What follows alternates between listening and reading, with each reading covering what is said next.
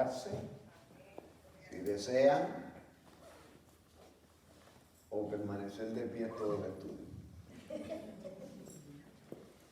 Bien, mis hermanos, vamos a la parábola que vamos a estudiar en el día de hoy.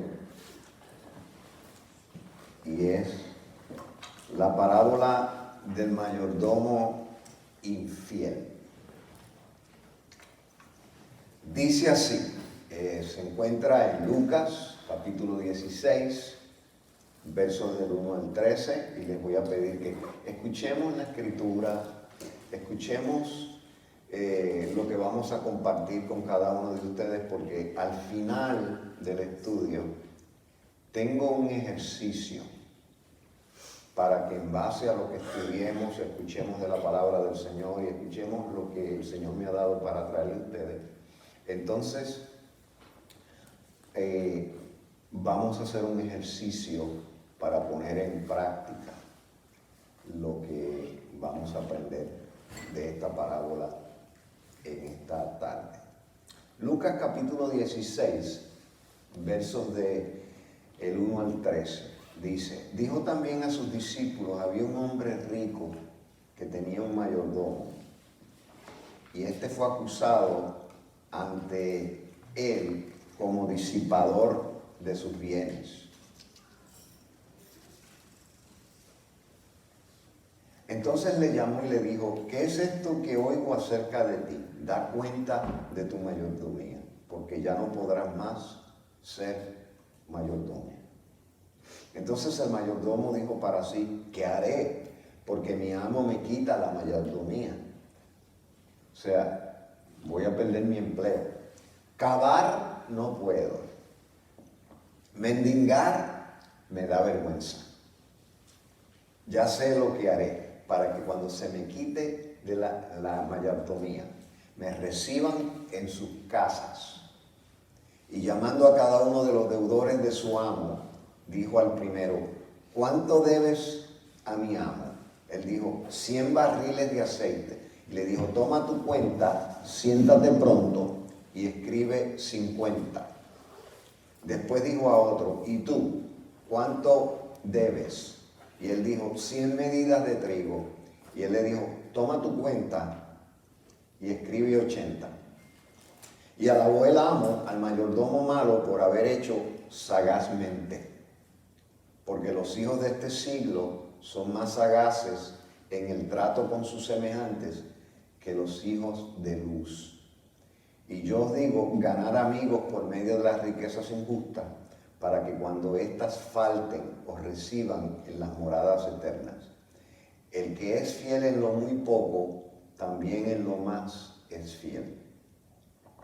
Y el que en lo poco es injusto, también en lo más es injusto. Pues si en las riquezas injustas no fuiste fieles, ¿quién os confiará lo verdadero? Y si en lo ajeno no fuiste fieles, ¿quién os dará lo que es vuestro? Ningún siervo puede servir a dos señores, porque o aborrecerá al uno y amará al otro, y estimará al uno y menospreciará al otro. No podéis servir a Dios y a las riquezas. ¿Ven? Esa es la parábola. Y vamos a usar esa parábola como base para nuestro estudio sobre mayordomía. Uno de los conceptos más importantes en toda la Biblia es el concepto de mayordomía. Definamos pues lo que se quiere decir con mayordomía. Mayordomía es el término bíblico para la palabra moderna administración. Y que un mayordomo es un administrador. Yo recuerdo que en mi país, en Puerto Rico, cuando yo era niño, se escuchaba mucho el término capataz o mayordomo. Ya eso, ninguno de los dos términos casi se usa o se usan ya. Ahora es gerente. Somos modernos. Lo sentieron. Sí. La palabra mayordomía aparece en la Biblia solamente en esta porción. No va a encontrar la palabra mayordomía en ningún otro sitio en la Biblia. Pero la palabra mayordomo aparece decenas de veces a través de la Biblia, aún desde el Génesis ya se usa la palabra mayordomo. De manera que mayordomía es la administración de bienes cuyo manejo han sido confiados a una persona, pero que pertenecen a otra. Según la Biblia, este principio aplica tanto a bienes materiales como bienes espirituales. La Biblia nos llama a la buena mayordomía tanto de la vida como de la fe y mayordomía del ministerio. La vida del ser humano es una llena de sufrimiento, dolor y pérdidas a consecuencia del fallo de nosotros los humanos como mayordomos de nuestra vida en nuestra historia. Si nos examinamos a nosotros mismos, especialmente yo, empezando por mí, los achaques que tengo no simplemente han sido porque entré en cierta edad, sino porque no he sido buen mayordomo de mi cuerpo, de mi salud. He abusado. Yo recuerdo que mi papá siempre decía, tengan cuidado, no se amanezcan mucho, descansen, que un día van a empezar a sufrir los estragos de las amanecidas que se dan. Y eso él lo decía tratando de implicar otros abusos que uno cuando joven comete con su vida y con su cuerpo y con su salud. Eso es verdad. En torno a la mayordomía de la fe, el escritor de la carta a los Hebreos nos aconseja en el capítulo 2, verso 1, dice, por tanto, y esto es mayordomía de la fe, de nuestra fe en Dios, de nuestra salvación, por tanto, es necesario que con más diligencia atendamos a las cosas que hemos oído, no sea que nos deslicemos. Las personas que se apartan del Señor y se apartan del Evangelio no lo hacen de la noche a la mañana. Empiezan a descuidar su fe. Empiezan a descuidar la mayordomía de su relación con Dios. Poco a poco. Dejan de orar, no le hacen caso a la Biblia, no buscan el calor de la iglesia y cuando vienen a ver, se apartaron por completo. Y no fue que un día amanecieron y dijeron, ok, se acabó, no voy a ser más cristiano. No. Poco a poco van descuidando la mayordomía de la fe. Y por eso el escritor de Hebreos nos dice, por tanto, es necesario que con más diligencia atendamos a las cosas que hemos oído. No sea que nos deslicemos. Y miren la imagen metafórica que usa, deslicemos. ¿Okay? ¿Cuántos de ustedes se han caído deslizados?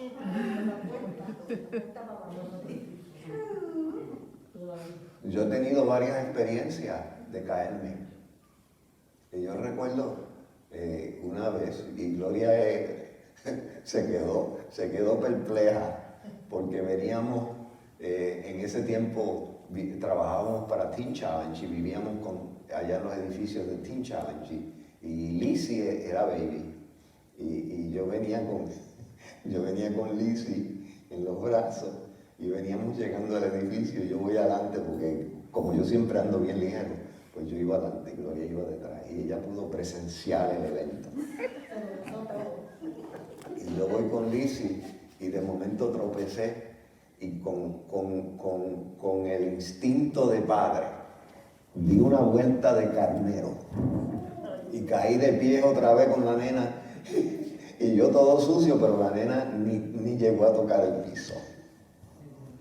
En otra ocasión, cuando era pastor por primera vez en Missouri, había mucho hielo y estaban los hermanos allá y yo llegué y yo le digo, y yo veo a los hermanos, tengan cuidado que aquí hay hielo y se pueden caer, fue ahí mismo el que se cayó.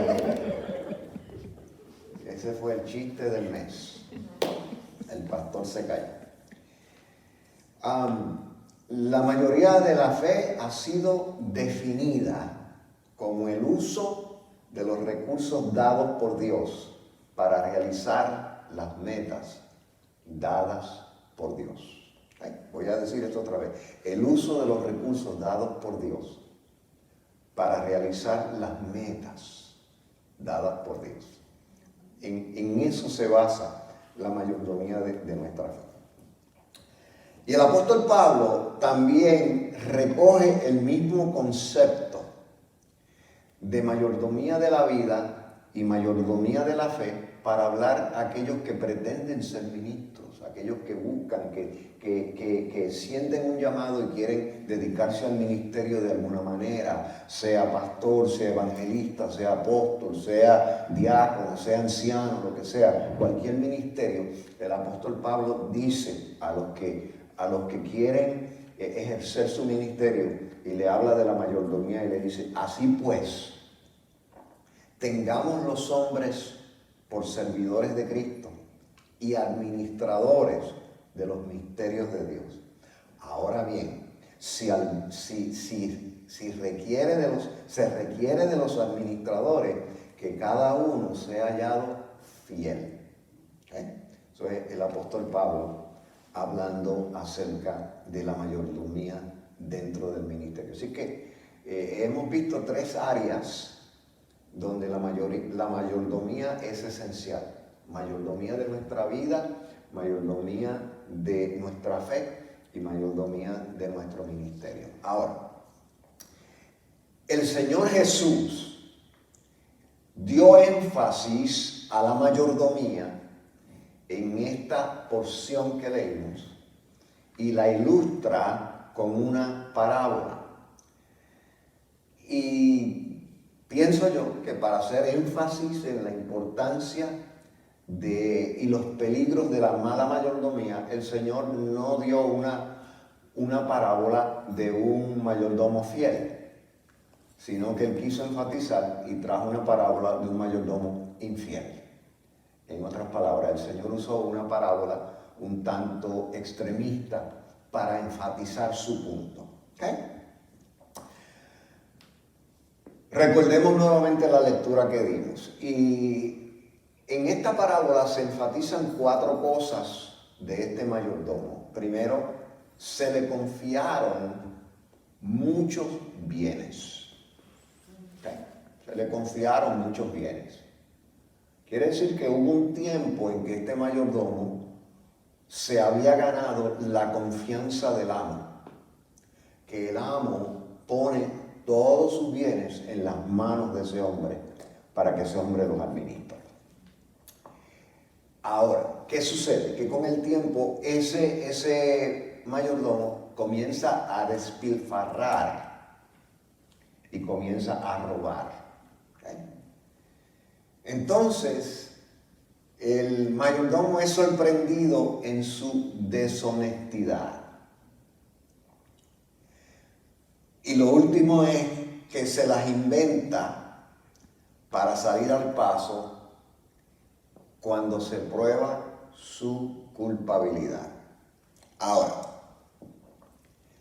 miren las cosas que hace este mayordomo. Y en las cosas que hace, el Señor indirectamente nos implica en la narrativa 4 cualidades que tenía esta persona. El Señor no lo señala, sino que el Señor da básicamente los hechos, los pasos que toma, pero de los pasos que toma nosotros podemos deducir cualidades de esta persona. Bien. Así que el Señor no se atrevió a señalarlo, pero yo lo voy a señalar. Las 4 cualidades. Holgazán, perezoso, vago. Parece que nunca tuvo ningún otro trabajo y se dedicó a un trabajo donde él ponga a los otros a trabajar para él y él no tener que trabajar. ¿Cuántos han conocido gente así?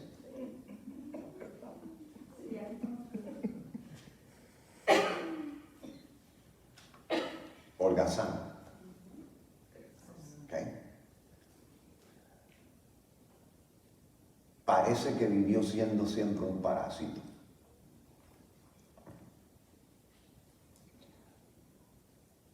Y parece que siempre trató de buscar empleo donde no tuviera que trabajar mucho. Porque dice, cavar, no puedo.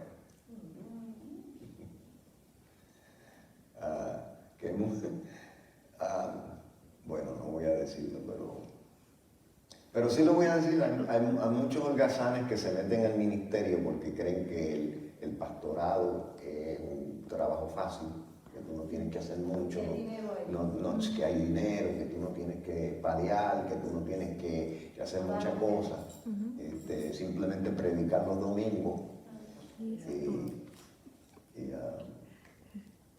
y buscan, tratan de meterse al ministerio pensando que el ministerio es algo fácil. ¿Y qué es lo que sucede? Que se dan cuenta que se equivocaron y entre medio le hacen daño a gente. El ministerio es algo más serio, el ministerio es algo más importante y en el ministerio se trabaja mucho. Escuché la historia de una madre que le dijo al pastor, el nene mío se graduó de escuela superior con malas notas, no pasó el examen del ejército y no consigue trabajo, mire a ver si usted lo mete a pastor.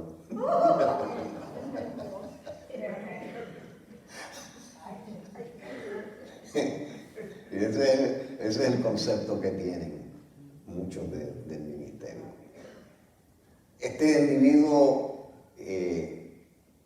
a juzgar por lo que dice Cristo, que él pensó, dijo, cavar no puedo. En otras palabras, yo no estoy hecho para estar haciendo trabajos duros, trabajos rudos.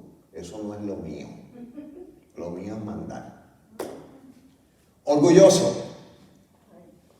Su orgullo es ilustrado en la parábola con la objeción de mendigar. Mendigar no puedo.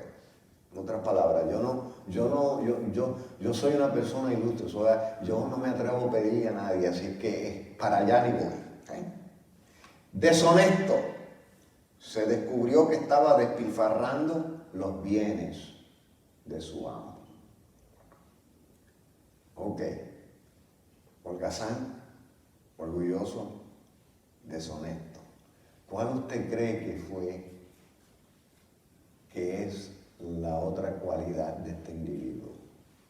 A juzgar por cómo se las arregló. Tramposo.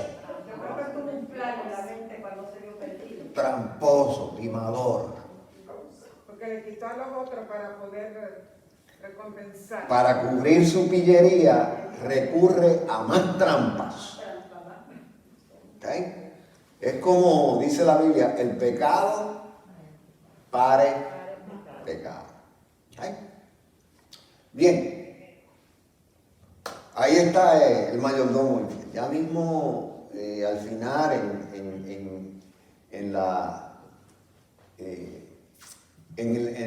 actividad que tenemos, en el ejercicio que tenemos al final, vamos a ver cómo podemos aplicar estas cosas al ejercicio que les tengo. Pero vamos a hablar acerca de vamos a dejar por unos momentos, vamos a dejar al mayordomo infiel, porque ya le hemos dado por la cabeza con duro. vamos a hablar acerca de principios de la buena mayordomía por unos momentos. Esta parábola nos enseña ciertos principios importantes, que es lo que el Señor quiere. Lo que el Señor quiere es que aprendamos a ser buenos mayordomos, no como sino que aprendamos a ser buenos mayordomos. Entonces, podemos extraer de la parábola del Señor ciertos principios de mayordomía.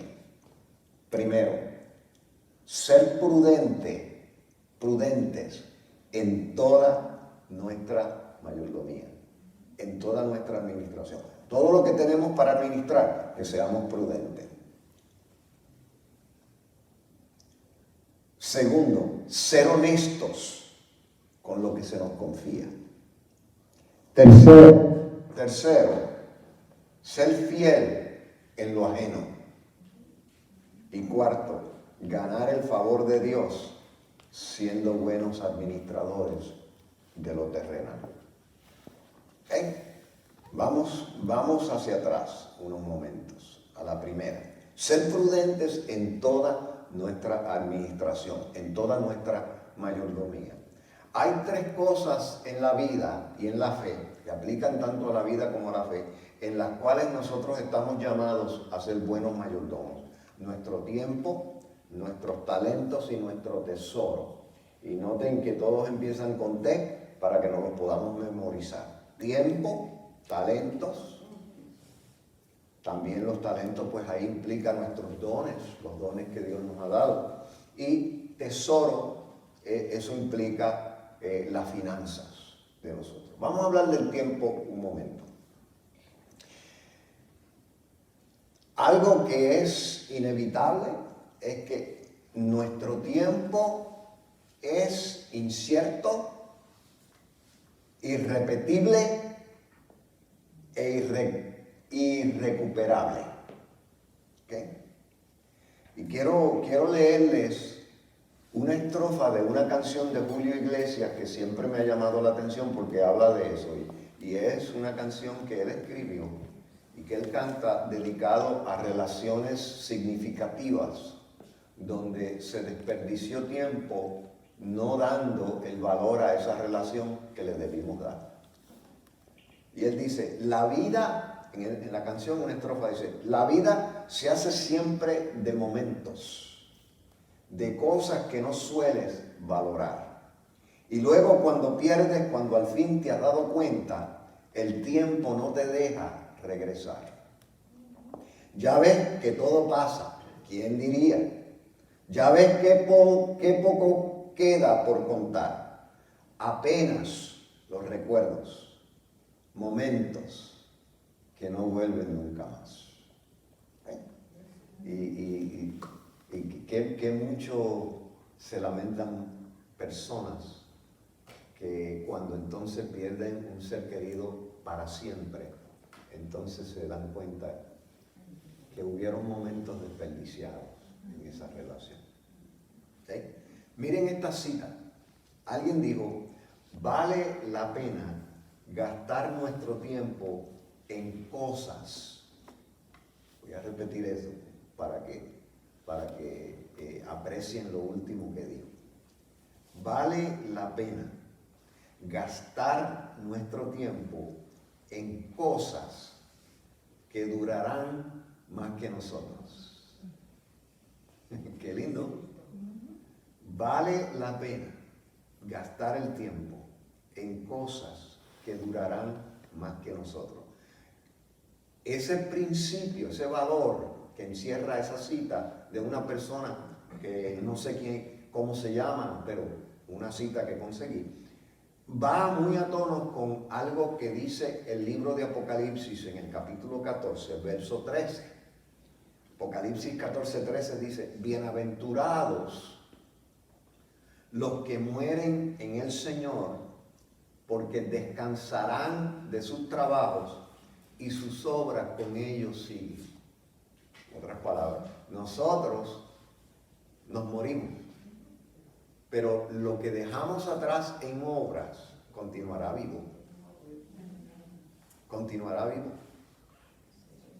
Mis hermanos, para mí les voy a ser sincero, para mí, Martin Luther King Jr. está más vivo ahora que cuando él estaba vivo.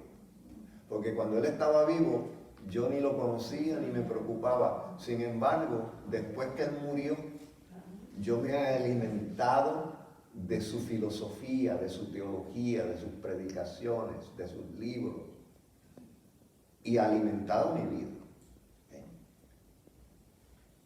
Bienaventurados los que mueren en el Señor, descansarán de sus trabajos y sus obras con ellos siguen. El ayer fue un cheque cambiado y gastado. El mañana es un cheque sin cobrar. El día de hoy es un cheque en nuestras manos, listo para ser invertido sabiamente. Hay 5 cosas en las que no vale la pena gastar nuestro tiempo. Así que aquí van. No desperdicie su tiempo preocupándose demasiado. No desperdicie su tiempo prometiendo lo inseguro. No desperdicie su tiempo procurando enriquecerse. No desperdicie su tiempo comparándose con otros. Y por último, y más importante, no desperdicie su tiempo creando enemigos. Uno de los más efectivos secretos en el uso del tiempo, según los sabios y los expertos, es saber decir sí o saber cuándo decir no. Eso a veces, el no saber usar el sí y el no, nos mete en problemas muchas veces. Cuando usted tenga que decir sí, dígalo con toda confianza, pero que tenga razón de ser ese sí. Y cuando usted diga no, es no, pero que tenga razón de ser ese no. ¿Okay? Talentos. Talento se refiere a las capacidades personales con las que hemos sido dotados, ya sean talentos naturales o talentos espirituales. Y a los talentos espirituales le llamamos dones.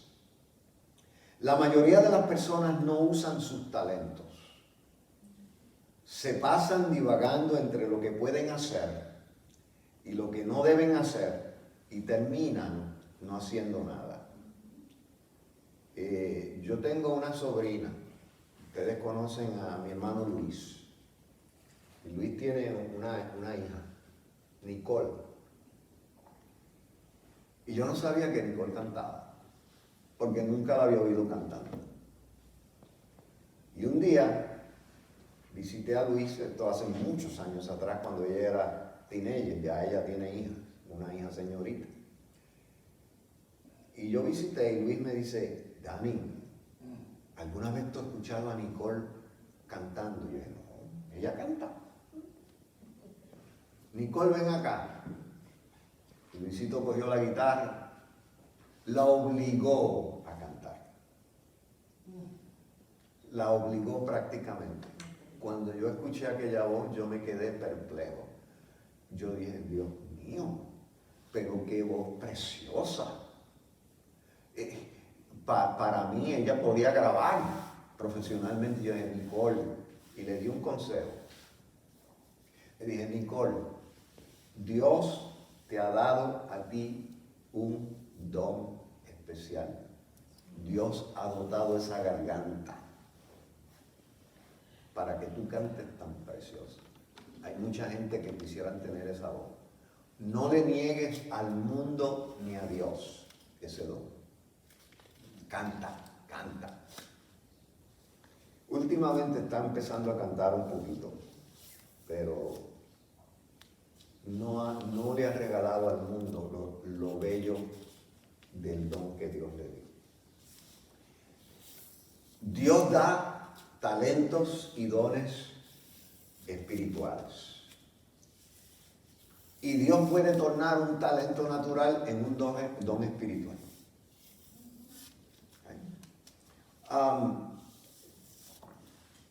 Hay gente que dice que en la Biblia hay 7 dones.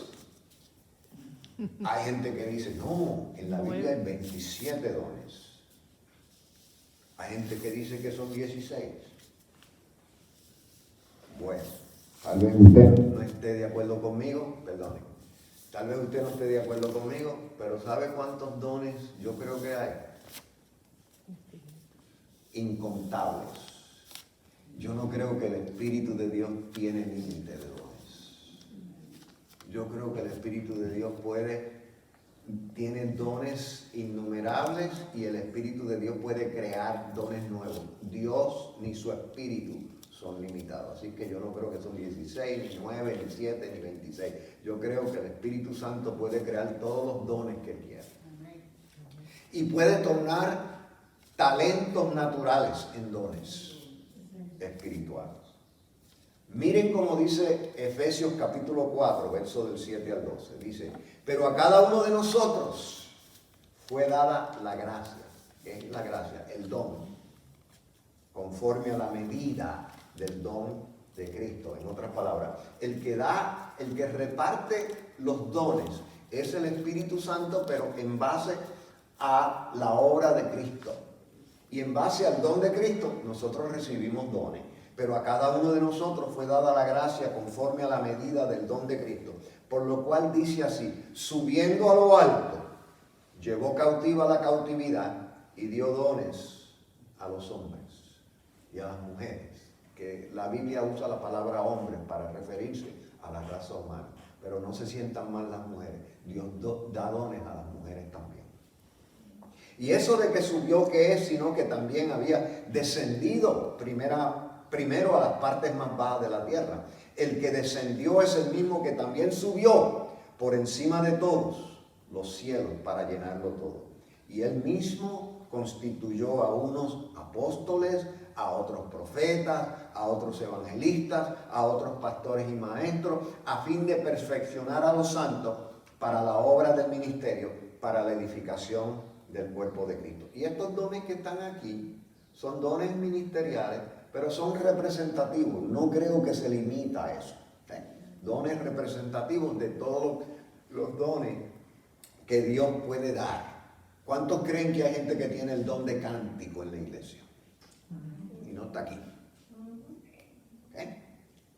La creencia de que existe gente común no es cierta.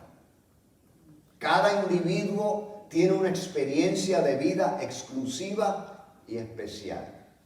Qué bonito sería si en la iglesia todos nosotros nos viéramos unos a los otros como que el otro es especial. Que el otro también hace falta. El otro tiene algo para contribuir a la obra total de la iglesia. Dentro de esa experiencia de vida se crean habilidades y talentos también especiales y exclusivos.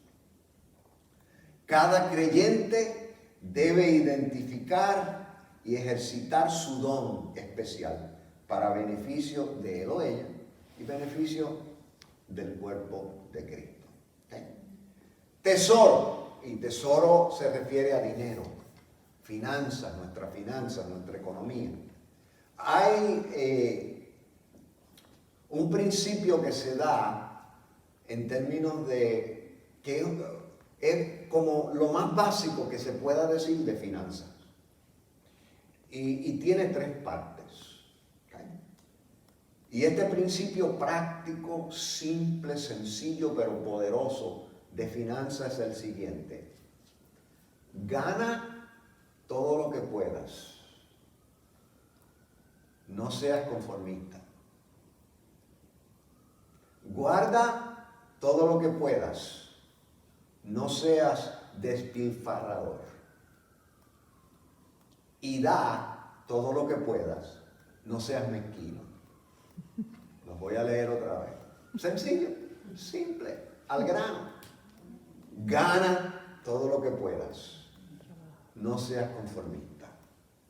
Guarda todo lo que puedas. No seas derrochador. Y da todo lo que puedas. No seas mezquino. Jesús habló más de dinero que del cielo y del infierno. La Biblia llama a los creyentes a ser responsables con sus familias como algo que nos distingue del no creyente. ¿Okay?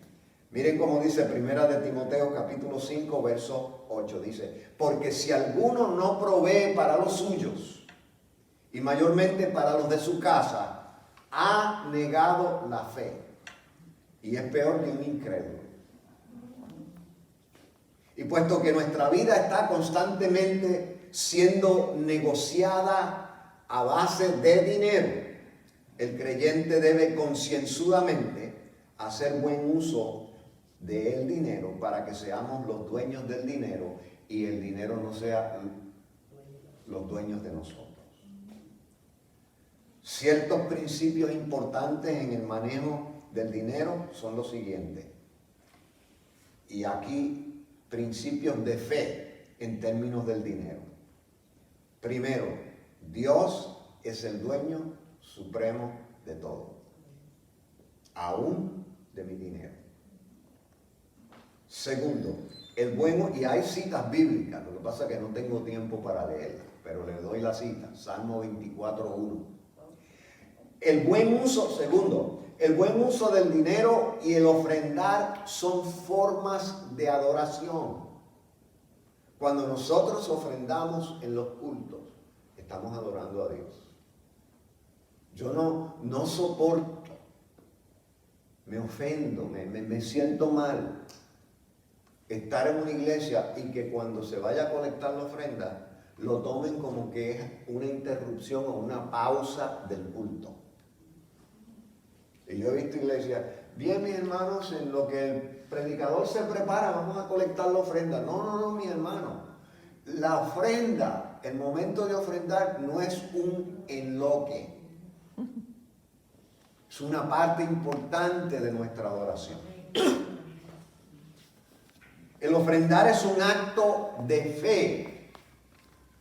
¿Por qué? Ofrendamos sabiendo que lo que le doy a Dios, Él me lo va a devolver con creces, porque de todas maneras, lo que yo tenía de donde saqué para ofrendar, ya Dios me lo había dado. ¿Okay? El ofrendar es sacrificial. Sí, mis hermanos, sacrificar un 10% del diezmo, o sacrificar un 7%, lo que sea, lo que dé la gente, las ofrendas. A veces, especialmente la gente pobre, la gente jubilada, los ancianos que ya no ganan, no trabajan, no, dependen de ayudas especiales. Es un sacrificio ofrendar. Pero Dios premia esos sacrificios. Y por último, el ofrendar trae bendición. El ofrendar trae bendición.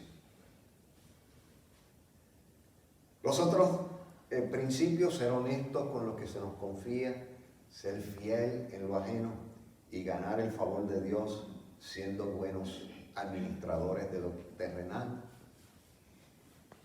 El mayordomo infiel usó de su astucia para ganar favor de amigos terrenales, y el cristiano debe usar su astucia para ganar el favor del amigo celestial. ¿Eh? Luego el Señor trae un par de enseñanzas más, pero no vamos a entrar en ellas, sino que la voy a mencionar solamente. Cristo dice, después de que da la parábola, ningún siervo puede servir a dos señores. Hay valores en la vida que se oponen. Y ser buen mayordomo es saber qué valor yo le tengo que dar importancia. Y una de las cosas que es importante en la mayordomía es saber establecer prioridades. ¿Qué es lo importante? qué es lo no importante, qué es lo importante y qué es lo urgente. Así que eso es parte de la buena mayordomía. Bien, en estos momentos les voy a presentar una parábola moderna. Y entonces ustedes me la van a analizar en base a la parábola del mayordomo infiel y en base a lo que hemos dicho. Esta es la parábola moderna. Había un hombre que tenía un hijo